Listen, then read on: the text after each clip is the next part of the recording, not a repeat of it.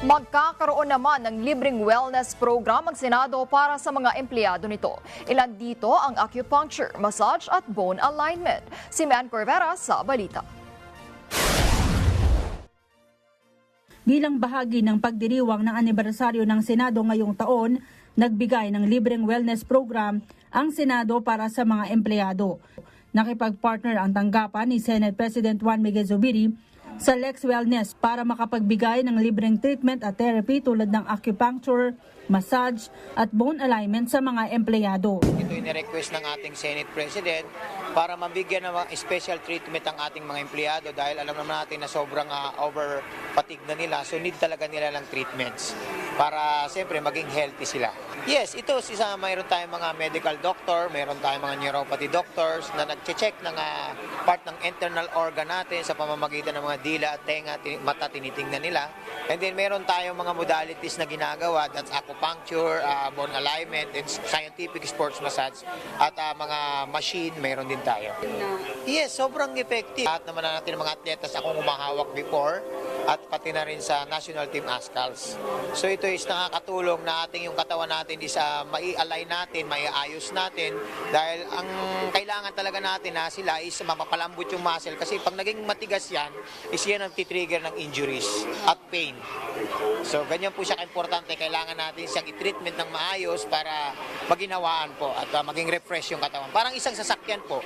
Ang isang sasakyan hindi pwedeng hindi mo i-overall. Ganon din yung katawan ng tao. Bukod pa rito ang pag-monitor sa kanilang sugar at iba pang paraan ng diet.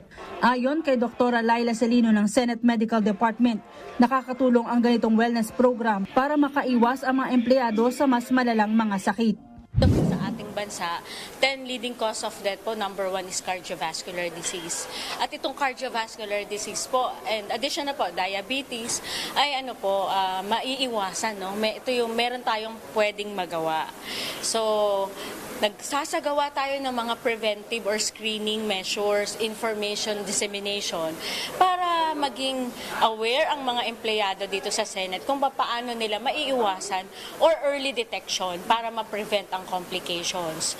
So, sana masuportahan po lahat ng mga employees dito sa Senate kasi para sa kanila to. Nagpasalamat naman ang mga empleyado na may ganitong programa ang Senado. Naniniwala po kasi ako sa mga alternative medicines even before po.